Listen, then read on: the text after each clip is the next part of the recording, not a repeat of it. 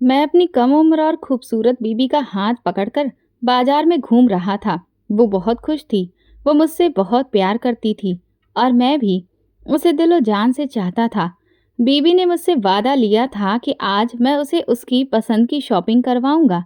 बाजार में जाने से पहले हम दही भल्ले वाली दुकान पर गए, क्योंकि मेरी बीबी दही भल्ले बड़े ही शौक से खाती थी। हम दोनों ने वहां बैठकर दही भल्ले खाए। मैं लगातार अपनी बीवी को देख रहा था। भगवान ने मुझे कितनी हसीन बीवी दी थी। वो बड़े मजे से दही भल्ले खा रही थी और मुझसे हंस हंस कर बातें कर रही थी। दही भल्ले खाने के बाद मैंने उसका हाथ पकड़ा और फिर बाजार की तरफ निकल पड़े। मेरी बीवी को चूड़ियाँ, परफ्यूम, ज्वेलरी, कपड़े सब कुछ लेना था। मैं अपनी बीवी को एक बड़ी सी दुकान में ले गया जहाँ हर चीज़ मिलती थी। मैंने वहां खड़े लड़के की तरफ इशारा किया कि वो हमें चूड़ियां और परफ्यूम दिखाए। लड़के ने जैसे ही हमारी तरफ मुड़कर पूछा कि आपको किस तरह का परफ्यूम चाहिए, अचानक मेरी बीबी उस लड़के को देखकर घबरा गई और मुंह छुपाने लगी और फिर एकदम से बोली, चलो अरविंद, मेरा दम घुट रहा है। वो लगातार अपना चेहरा छुपा रही थी, जैसे कि उसे कोई खौफ हो गया हो। हम अभी दुकान में घुसे ही थे जब मेरी बीवी ने जल्दी से मुझे कहा। मैंने चौंक कर उसे देखा और कहा, अभी तो तुमने चूड़ियां भी नहीं देखी और ना परफ्यूम खरीदा है, फिर ऐसे ही वापस कैसे चले जाएं? वो बोली, मेरा दिल घबरा रहा है, तुम जल्दी से वापस चलो, मेरा अभी ये सब लेने का मन नहीं है।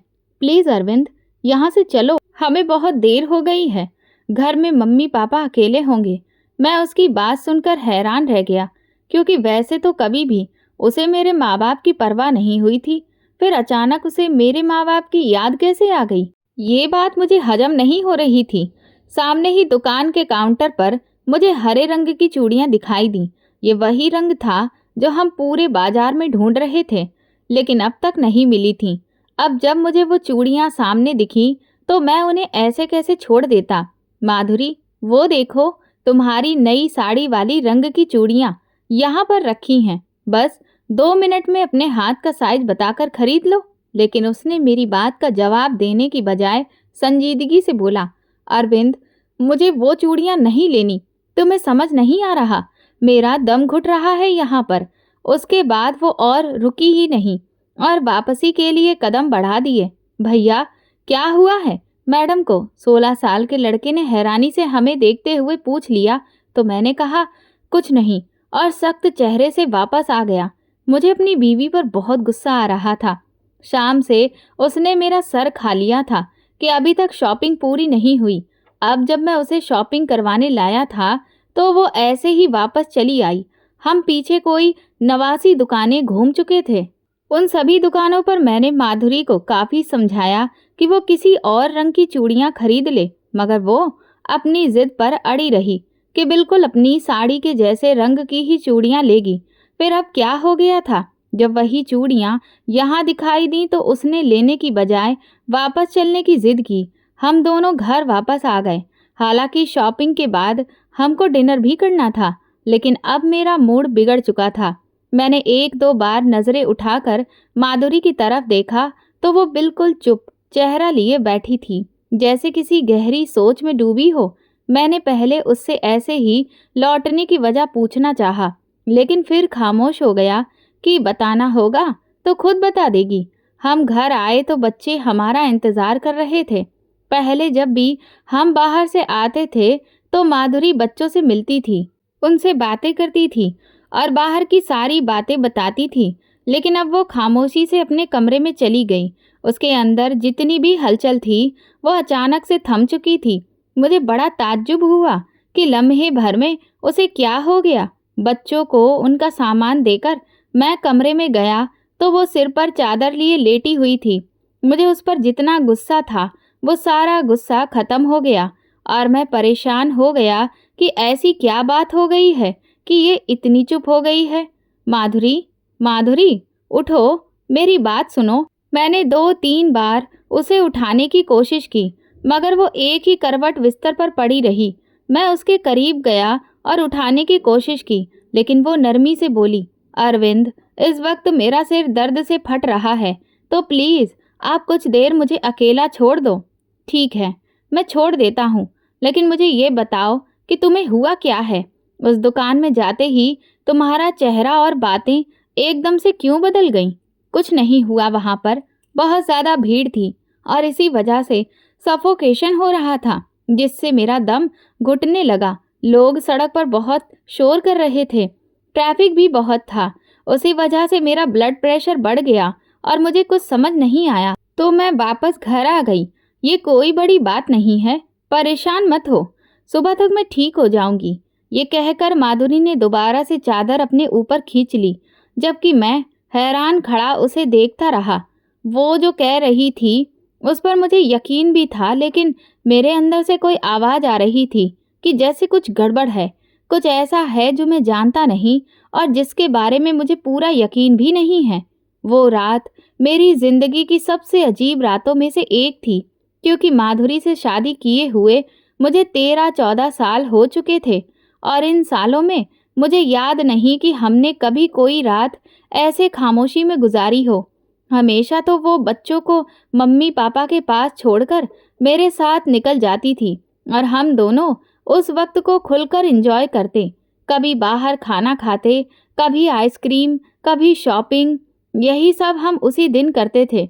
घर लौटने पर बच्चे हमारा इंतज़ार करते। सबसे पहले माधुरी बच्चों को खाना खिलाती, फिर उनका स्कूल का वर्क चेक करती। मैं और मम्मी पापा टीवी देखने बैठ जाते। फिर जब वो बच्चों की पढ़ाई से फुर्सत पाती तो कभी कभार कुछ मीठा बना लाती। यूँ हमारी पूरी रात मस्ती में ही निकल जाती थी। कभी ऐसा नहीं हुआ जो आज हो रहा था। मम्मी ने भी फिक्रमंदी से पूछा, अरविंद, क्या माधुरी की तबीयत ठीक है? जब से घर आई है कमरे में ही बंद है।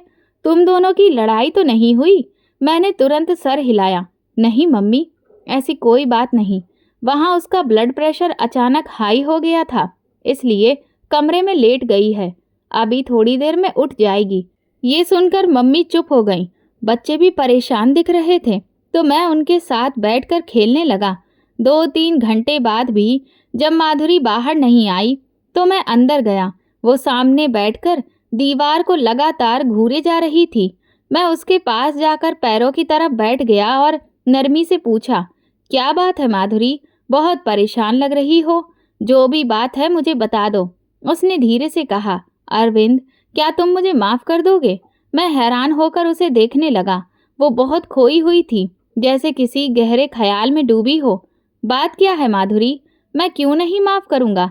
आखिर तुम मेरी बीवी हो और ऐसा क्या हो गया है? वो बोली, सब मेरी गलती थी। क्या गलती थी आखिर? क्या हो गया है?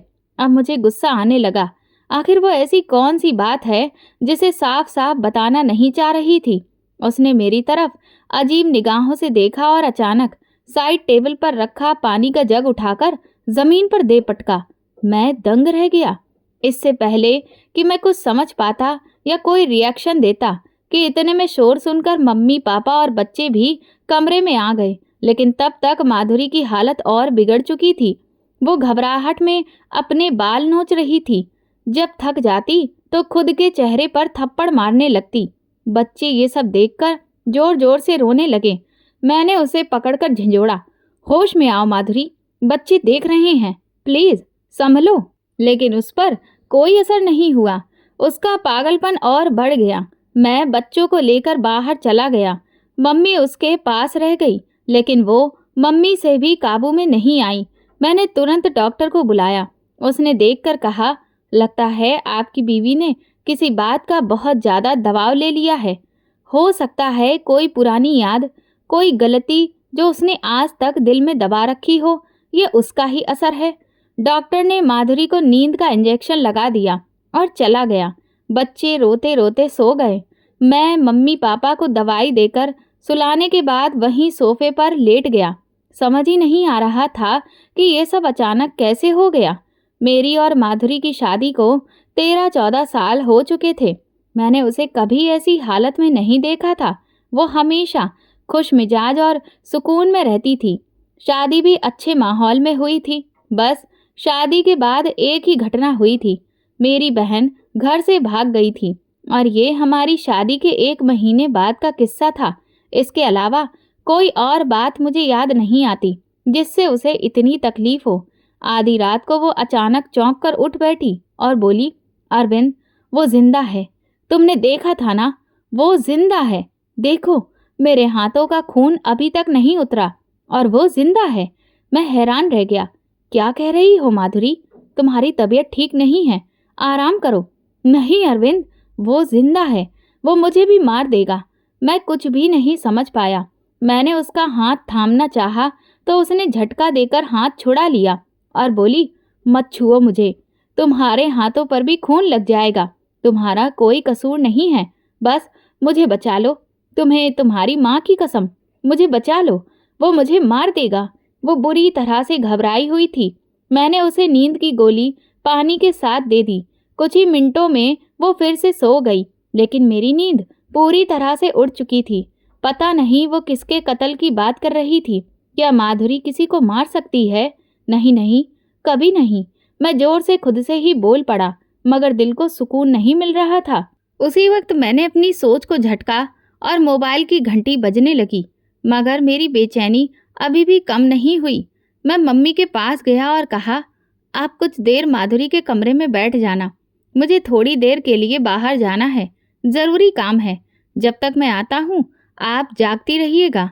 मम्मी मेरे कमरे में आ गईं तो मैंने गाड़ी की चाबी उठाई और बाहर निकल गया।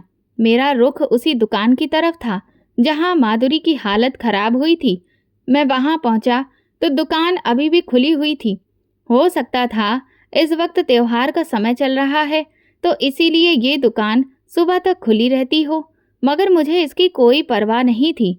मैंने चारों तरफ नज़र दौड़ाई, मगर कोई ऐसा चेहरा नहीं दिखा जिसे मैं पहचानता हूँ। मैंने मोबाइल से माधुरी की फ़ोटो निकालकर दुकानदार को दिखाई और पूछा, भाई साहब, क्या आप इस औरत को जानते हैं? दुकानदार ने सिर हिलाकर मना कर दिया। मैंने हाथ जोड़कर कहा, प्लीज़ अपने नौकरों से भी पूछ लीजिए एक बार। बारी बारी से जितने नौकर वहाँ काम कर रहे थे, मैंने सबको फ़ोटो दिखाई और जानने की कोशिश की, लेकिन किसी ने भी माधुरी को नहीं पहचाना। आखिरी बार मैंने पूछा, क्या ये औरत पहले कभी आपकी दुकान पर आई है? मगर सबने साफ मना कर दिया। अब मेरी टेंशन और बढ़ गई थी। पहले मुझे यही लग रहा था कि शायद यहाँ कोई जान पहचान वाला मिला होगा, तभी माधुरी अचानक भाग गई थी, लेकिन ऐसा कुछ भी नहीं था। मैं खामोश होकर वापस घर आ गया। मम्मी मेरे आने के बाद अपने कमरे में चली गईं और मैं सोफे पर बैठ गया। अचानक मेरे दिमाग में एक ख्याल आया और मैं स्टोर रूम में चला गया। वहाँ माधुरी की पुरानी डायरी रखी थी। दरअसल उसे लिखने का बहुत शौक था। अपनी ज़िंदगी के बड़े बड़े किस्से उसने उन्हीं डायरियों में लिख रखे थे। पहले वो रोज़ लिखती थी, लेकिन धीरे धीरे बिजी होने के बाद सिर्फ खास बातें लिखने लगी। 5-6 डायरियां खंगालने के बाद भी मुझे कुछ खास नहीं मिला तो वापस कमरे में आ गया और डायरियां वापस अलमारी में रखना भी भूल गया। सुबह हुई तो माधुरी बिल्कुल नॉर्मल और सुकून में थी। मैंने उससे रात वाली बात का जिक्र नहीं किया और उसने भी कुछ बताना जरूरी नहीं समझा। वो बड़े आराम से बच्चों को स्कूल के लिए तैयार करने लगी। मैं अंदर से परेशान था, पूछना चाहता था, लेकिन सोचा आज वाले दिन चुप रहना ही बेहतर है। कहीं मैंने दोबारा से ये जिक्र छेड़ दिया तो फिर से कल रात के जैसी माधुरी की हालत ना हो जाए। वो पूरा दिन अजीब सा गुजरा। घर के सभी लोगों के दिमाग पर रात वाली बात का असर था। 2-3 दिन ऐसे ही निकल गए, किसी ने भी उस बारे में बात नहीं की। माधुरी अपने कामों में लगी रही। एक दिन शिवानी मेरे पास आई। उसके हाथ में एक पुरानी डायरी थी। बोली, बाबा, मुझे आपसे एक बात करनी है। मैंने कहा, हाँ बेटा बताओ। वो बोली, नहीं बाबा, ये बात घर में नहीं बता सकती, बाहर चलेंगे आप। मैं हैरान रह गया कि आखिर इतनी बड़ी बात क्या है। मैंने फौरन हामी भरी। वो जल्दी से बोली, ठीक है, मैं जूते पहन कर आती हूँ और प्लीज़ मम्मी को मत बताइएगा। मैं और भी हैरान हो गया। उसने जूते पहने और मैं भी गाड़ी की चाबी लेकर बाहर निकल आया। माधुरी ने पूछा, कहाँ जा रहे हो? तो मैंने टालते हुए कहा, बस ऐसे ही शिवानी को अपने स्कूल के कंपटीशन का कुछ सामान लेना है। बहाना बनाकर हम दोनों जब मेन रोड पर पहुंचे तो शिवानी सोचते सोचते बोली, बाबा, क्या मम्मी कभी कोई गलती कर सकती हैं? मैंने चौंक कर पूछा, क्यों बेटा, क्या बात हो गई है? वो बोली, आपको लगता है मम्मी कभी कोई बड़ी गलती कर सकती हैं? मैंने हंसते हुए कहा, गलती तो सबसे होती है, तुमसे भी होती होगी, इसमें अजीब क्या है? वो चुप हो गई। थोड़ी देर बाद बोली, बाबा, मम्मी किसी को मार सकती हैं क्या? मैं मुस्कुरा दिया। हाँ, बचपन में तुम लोगों की पिटाई की थी ना उन्होंने। एक बार तुम्हें स्कूल से लाना भी भूल गई थी, याद है? मैंने माहौल हल्का करने की कोशिश की, मगर शिवानी बेहद सीरियस थी। मैंने गाड़ी पार्क के पास रोकी और बोला, शिवानी, अब प्लीज साफ साफ बताओ, क्या बात है? तभी उसने एक डायरी मेरे हाथ में थमा दी। मैं पहचान गया, ये माधुरी की पुरानी डायरी थी। मैंने पन्ना खोला तो शिवानी बोली, नहीं बाबा, अभी मत पढ़िए, अकेले में पढ़िएगा, और प्लीज किसी को भी मत बताइएगा कि मुझे इसके बारे में पता है। मैं घबरा गया। शिवानी, अब सच में मुझे तुम डरा रही थी। मैं डायरी लेकर घर लौटा। माधुरी अपने कमरे में चुपचाप बैठी थी। मैंने डायरी गाड़ी में ही छोड़ दी और जाकर उससे हल्की फुल्की बातें करने लगा। बोला, यार, बहुत परेशान कर रखा है तुमने कल से। वो हल्की सी मुस्कान देने लगी, फिर बोली, अरविंद, एक बात पूछूं? कभी तुम्हारे साथ ऐसा हुआ है कि तुम्हारे अतीत की कोई गलती अचानक से सामने आ गई हो? मैं सोच में डूब गया और कहा, नहीं, कभी नहीं। क्यों? क्यों? तुम्हारी कोई गलती सामने आ गई है क्या? उसने सिर हिलाया और फिर चुपचाप अपने कमरे में वापस चली गई। मैं भी बाहर निकल आया और सोचा, आखिर में इस उलझन को कब तक मैं अपने सर पर इस तरह से लेकर घूमूंगा। इसीलिए मैं तुरंत ही गाड़ी लेकर एक सुनसान जगह पर पहुंचा और डायरी पढ़नी शुरू की। उसमें लिखा था, तरुण से मुझे बेहद नफरत है। वो जब से मेरी जिंदगी में आया है, मैंने उससे सिर्फ नफरत की है। जिस नज़र से वो मुझे देखता है, जिस तरह से बात करता है, मुझे बिल्कुल भी अच्छा नहीं लगता है। मैं जब सो रही थी, उसने आकर मुझ पर पानी फेंक दिया। जब उठी तो मैं पूरी तरह से गीली हो चुकी थी और वो खड़ा हंस रहा था। मैंने उसको पकड़कर अच्छी खासी पिटाई कर दी तो मम्मी ने उल्टा मुझे ही मारना शुरू कर दिया। अभी डायरी लिखने से पहले मैं अपने जख्मों पर मरहम लगाकर बैठी हूँ। मैं कसम खाती हूँ, तरुण, अगर कभी मुझे मौका मिला तो मैं तुम्हारी जान ले लूंगी। डायरी का एक पन्ना पढ़कर मैंने हैरत से सोचा, ये तरुण कौन है? और मुझे तो माधुरी ने इसके बारे में कभी बताया ही नहीं। ये बड़ी अजीब बात थी। वैसे भी वो अपने आप में ही खोई रहती थी, जितना पूछो उतना ही बताती थी। मगर फिर भी मैंने दूसरा पन्ना पलटा तो सामने एक और लिखाई थी, आज साधना की शादी है और मुझे न खुशी हो रही है न दुख, क्योंकि वो तरुण को पसंद करती थी और ये बात मैं अच्छे से जानती हूँ। उसने मुझे एक खत दिया था जो तरुण को देना था, मगर मैंने वो खत खुद पढ़ लिया। उसमें लिखा था, तरुण, जब से तुम यहाँ आए हो तब से मैं तुम्हें पसंद करती हूँ।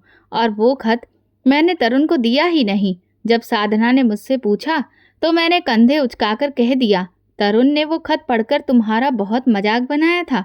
कसम ले लो, मैंने नहीं पढ़ा वो खत।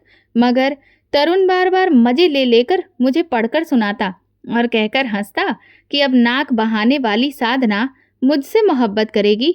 शक्ल देखी है उसने अपनी, कहाँ मैं और कहाँ वो। उसके बाद साधना ने कभी तरुण से बात नहीं की। तरुण तो वैसे भी किसी से नहीं मिलता था, ना कहीं जाता था, सो मुझे भी कोई डर नहीं था कि वो किसी को कुछ बताएगा या साधना से बात करेगा। अब आज साधना की शादी हो रही है तो मुझे हंसी आ रही है कि उसने तरुण के साथ शादी के ख्वाब देखे थे और अपनी तरफ से वो अब तरुण को कोस रही होगी, जबकि इस बेचारे को तो इसका एहसास भी नहीं। ओह सॉरी साधना, मगर मैं नहीं चाहती कि उस शख्स से मेरी कोई भी सहेली बात करे जिसने मेरी खुशियां छीनी हैं। नफरत है मुझे तरुण से, और अगर तुम मुझसे शादी कर भी लेती हो तो मुझे तुमसे भी नफरत हो जाती। यहाँ डायरी का दूसरा पन्ना खत्म हुआ। मैं जैसे जैसे डायरी पढ़ता जा रहा था, माधुरी का एक अलग रूप मेरे सामने खड़ा होकर मुझे मुंह चिढ़ा रहा था। मैं हमेशा से सोचता था कि मैं माधुरी को अच्छे से जानता हूँ। आखिर 13-14 साल की शादी निभाना कोई मजाक नहीं है। मगर आज मेरा ये भरम भी टूट गया, क्योंकि इस डायरी वाली माधुरी को तो मैं जानता ही नहीं था, जिसके दिल में तरुण नाम के लड़के के लिए इतनी नफरत थी। और वो कौन था? मैं ये भी नहीं जानता था, वरना देखने में माधुरी से ज़्यादा शांत और समझदार औरत मैंने नहीं देखी थी। हे भगवान, बस मेरा ये भ्रम कायम रखना।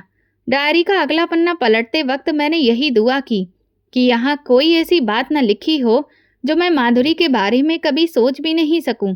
मुझे वो दिन अच्छे से याद है जब मेरी माँ ने पापा के पैर पकड़ लिए थे कि मुझे इस घर में रहने दो, मेरा कोई और ठिकाना नहीं है। मगर पापा उस वक्त खुद को जाने क्या समझ रहे थे। उन्होंने मेरी माँ का कोई लिहाज नहीं किया और रात के अंधेरे में खड़े होकर तलाक का फरमान सुना दिया। मैं तेजी से पापा की तरफ भागी ताकि मैं उन्हें ये गलती करने से रोक सकूं, मगर मैं इस सब में कुछ भी नहीं कर पाई। वो अपना फैसला सुना चुके थे। मैंने अपनी माँ की चीख सुनी और फिर मेरी नज़र तरुण पर पड़ी, जो मुझे देखकर मुस्कुरा रहा था। उसके चेहरे पर शैतानी मुस्कान साफ झलक रही थी। मेरा बस नहीं चल रहा था कि उसका खून पी जाऊं। आखिर वो ऐसा क्यों करता था? मेरी उससे क्या दुश्मनी थी? कुछ भी नहीं पता। आखिर वो हमेशा मेरे खिलाफ क्यों रहता था? यहाँ अगला पन्ना भी खत्म हो गया। अब मेरे अंदर जिज्ञासा और बढ़ गई थी, ये जानने के लिए कि ये तरुण आखिर है कौन और माधुरी ने इसके बारे में कभी क्यों नहीं बताया। मैंने अगला पन्ना पलटा, मगर वो फटा हुआ था। बाकी पूरी डायरी खाली थी और आखिरी पन्ने पर लिखा था, उस रात मैं पागल हो रही थी जब तरुण ने मना कर दिया था कि मैं अरविंद से शादी नहीं कर सकती। मेरा खून खौल रहा था। मुझे कुछ समझ नहीं आ रहा था। अरविंद का रिश्ता जब से आया था तभी से वो मुझे अच्छा लगने लगा था। पता नहीं क्यों, एक तस्वीर देखकर ही मुझे उससे प्यार हो गया। मगर तरुण ने साफ कह दिया कि अरविंद के घर ये शादी नहीं हो सकती। मम्मी भी उसकी बात मान गई थी। मुझे बहुत गुस्सा आया, जबकि उसने मुझे भी मना कर दिया था कि तुम वहाँ शादी नहीं करोगी। मैंने तरुण से कोई बात नहीं की, क्योंकि मैं जानती थी अगर मैंने उससे कुछ कहा तो बहुत बुरी तरह बोल दूंगी। मैंने मम्मी से साफ कह दिया कि वो कौन होता है हमारे घर के मामलों में बोलने वाला। मैं नहीं चाहती मेरी शादी या किसी भी बात में वो दखल दे। ना वो मेरा भाई है, ना कोई रिश्तेदार, तो फिर उसका इस घर में क्या हक है? मगर मम्मी ने मुझे गुस्से से देखा और बोली, तुम्हारा बाप नहीं है तो घर के मामले में किसी न किसी मर्द को तो शामिल करना ही पड़ेगा। तुम्हारे पापा ने जो भी किया उसे मैं भुला चुकी हूँ, मगर मैंने ये मामला तरुण के सामने रखा तो अरविंद के घर से लौटने के बाद उसने मना कर दिया। अब उसके मना करने के बाद मैं तुम्हारी शादी कैसे कर दूं? पर मम्मी, क्या आपको पता है वो आपके तलाक के वक्त हंस रहा था? मैंने बेबसी से कहा तो मम्मी नरमी से बोली, उस वक्त वो बच्चा था, आज वो जवान है, समझदार है। तुम बेकार का बैर पाल रही हो। छोड़ दो सब पुराने गिले शिकवे। भगवान ने हमें उसके रूप में सहारा दिया है और तुम नाशुक्री कर रही हो। ये सुनते ही मेरा खून और खौल गया। मैं दिन भर मम्मी को समझाने की कोशिश करती रही, मगर उनकी आंखों पर तो तरुण नाम की पट्टी बंधी हुई थी। न जाने उस लड़के ने क्या जादू कर रखा था। जितना मैं मम्मी को समझाती उतना ही वो मेरे और खिलाफ हो जाती। अगर वो मेरा भाई होता तो भी मैं उसकी बात मान लेती, मगर वो गैर था। फिर मम्मी उस पर कैसे भरोसा कर सकती थी? मैंने मम्मी को यहाँ तक कह दिया कि ठीक है, अरविंद से शादी मत करना, मगर तरुण को इस घर से निकाल दो। उसका यहाँ पर होना मुझे बर्दाश्त नहीं होता। इस पर मम्मी ने हाथ झटक कर कहा, जो करना है करो। तुम तो बचपन से ही तमाशे करती आई हो। वो लड़का बचपन से हमारे साथ रह रहा है और तुम आज तक अपनी दुश्मनी खत्म नहीं कर पाई। जो करना है करो। मैं थक गई हूँ तुम्हें समझाते समझाते। ये कहकर मम्मी वहाँ से चली गई तो मैंने किचन से चूहे मार दवाई उठाई और कमरे में चली आई। मैं पक्का इरादा कर चुकी थी कि अब मुझे कोई नहीं रोक सकता और खुद को इस दुनिया से आज़ाद करने के बाद मुझे उस तरुण नाम की आफत से भी छुटकारा मिल जाएगा। मैं आधी रात तक सोचती रही कि जो मैं कर रही हूँ वो सही है या सिर्फ मेरा गुस्सा है, मगर मैंने ठान लिया था, या तो अरविंद से ही शादी करूँगी या फिर तरुण को अपनी ज़िंदगी से निकाल दूँगी, और अगर दोनों काम ना हो पाए तो इस दुनिया को छोड़कर चली जाऊँगी। रात के आखिरी पहर मैंने वो चूहे मारने वाली दवा अपने गद्दे के नीचे रख दी, क्योंकि अभी मुझे थोड़ा वक्त चाहिए था। अरविंद से शादी करने की ख्वाहिश इतनी गहरी नहीं थी जितनी गहरी वो तरुण के मना करने से बन गई थी। अगले दिन मैं उसके पास गई और बेपरवाह अंदाज में पूछा, तेरी दिक्कत क्या है? क्यों हमारी जिंदगी के पीछे पड़े हुए हो? तेरी अपनी कोई जिंदगी नहीं है क्या, जो हमारी भी जीने की कोशिश कर रहे हो? वो गुस्से से मेरी तरफ देखकर बोला, अभी इसी वक्त मेरे कमरे से निकल जाओ। मुझे तुमसे कोई बात नहीं करनी। बचपन से तुम्हें झेलता आ रहा हूँ। अब मेरी बर्दाश्त की हद पूरी हो चुकी है। समझ रही हो ना तुम? मैंने भी सख्ती से कहा, ठीक है, तो तू भी मेरे मामलों से दूर रहना और मैं अरविंद से ही शादी करूंगी। समझे मेरी बात? वो झुंझलाकर बोला, क्यों इतनी जिद कर रही हो माधुरी? अगर मैं मना कर रहा हूँ तो उसके पीछे भी कोई वजह होगी। मैं थक चुकी थी। मैंने चीख कर कहा, तेरी इन वजहों से मुझे फर्क नहीं पड़ता। तब कौन सी वजह थी जब मेरी माँ का तलाक हो रहा था, उन्हें घर से निकाला जा रहा था और तू हंस रहा था तरुण? वो बात आज तक मेरे दिमाग से नहीं गई। तेरी खुदगर्जी को मैं जिंदगी भर माफ नहीं कर सकती। तरुण खामोश रहा। उसने कोई जवाब नहीं दिया। मैं देर तक इंतजार करती रही कि कब कुछ बोलेगा, मगर वो तो ऐसे लेट गया जैसे कुछ सुना ही नहीं। आखिरकार मैंने उंगली दिखाते हुए कहा, मैं अरविंद से ही शादी करूंगी। जो करना है कर लेना। और मैं बाहर निकल गई। दिल की धड़कनें बहुत तेज हो गई थीं। समझ नहीं आ रहा था कि क्या करूं। और फिर वही हुआ जो नहीं होना चाहिए था। मम्मी ने अरविंद के घरवालों को मना कर दिया और मुझे खबर भी नहीं थी। मैं फौरन मम्मी के पास गई और पूछा, आपने क्यों मना किया? तो वो लापरवाही से बोली, तरुण कह रहा था वो लोग ठीक नहीं हैं। मम्मी, ये तरुण कब मेरी जिंदगी से निकलेगा? मैं गुस्से से कांप रही थी। मैं अपने कमरे में आ गई। गुस्से में हालत खराब थी। मैंने चूहा मार दवाई उठाई और किचन में चली गई। तभी मम्मी वहां आ गई। मैंने पूछा, क्या हुआ? तो वो बोली, अरे तरुण के लिए दूध लेने आई हूँ। तुम्हें तो पता ही है कि वो दूध पीकर ही सोता है। मैंने कहा, मम्मी आप जाइए, मैं दे दूंगी। ये सुनकर वो हैरान रह गई। तुम दोगी? आज तक तो कभी उसके किसी काम को हाथ नहीं लगाया। मैंने नरमी से कहा, हाँ मम्मी, आपकी तबीयत ठीक नहीं लग रही है, आप आराम करो, मैं दे दूंगी। वो खुश होकर चली गई और मैंने गुस्से में तरुण के दूध में चूहा मार दवाई मिला दी और उसके कमरे में रख आई। वो उस वक्त बाथरूम में था। मैंने राहत की सांस ली और जल्दी से बाहर आ गई। पूरी रात बेचैनी में गुजरी। सुबह जब उठी तो वही हुआ जो मैंने सोचा था। तरुण मर चुका था और वो दिन मेरी जिंदगी का सबसे खुशी का भरा दिन था। यही डायरी का आखिरी पन्ना खत्म हुआ। मैं ये सब पढ़कर दंग रह गया। मेरा सर घूम रहा था। मैं सोचने लगा, माधुरी ऐसा कैसे कर सकती है? वो तो किसी को कड़वा शब्द तक नहीं कहती, फिर कैसे किसी की जान ले सकती है? क्या उसमें इतनी हिम्मत थी कि वो एक कत्ल कर दे? मैंने डायरी बंद कर दी, लेकिन दिमाग में सवाल ही सवाल घूमने लगे। ये तरुण आखिर है कौन? मैं क्यों नहीं जानता इसे? आखिर क्या रिश्ता है तरुण का माधुरी से? जब जब उसका नाम पढ़ता हूँ सोच में डूब जाता हूँ। मैंने गाड़ी स्टार्ट करनी चाहिए, मगर हाथ बुरी तरह से कांप रहे थे। ये सब शिवानी ने भी पढ़ा होगा। अपनी माँ के बारे में उसके मन में कैसे कैसे एहसास आए होंगे। वो तो वैसे ही खामोश रहती है, लेकिन बेचारी पर क्या गुजरी होगी। मैं घर लौटा मगर खामोश था। शिवानी ने भी गहरी नज़रों से मुझे देखा, मगर कुछ बोली नहीं। उसके देखने के अंदाज से ही मैं समझ गया कि वो भी परेशान है। 2-3 बार मैंने माधुरी से बात करने की कोशिश की, लेकिन जब भी बोलना चाहता तो जुबान पर शब्द आकर अटक जाते। मैं बिल्कुल खाली स्लेट सा हो जाता। वो हैरानी से कहती, आपकी तबीयत ठीक नहीं लग रही, और मैं सिर्फ सर हिला देता। कुछ दिन खुद से ही लड़ते हुए गुजर गए। सोचा, क्या मुझे इन सब बातों के बारे में माधुरी से पूछना चाहिए, लेकिन ये सब तो मेरी शादी से पहले की बातें थीं। अब पूछने का कोई मतलब ही नहीं था। अगर उसे बताना होता तो फिर वो पहले ही मुझे बता देती।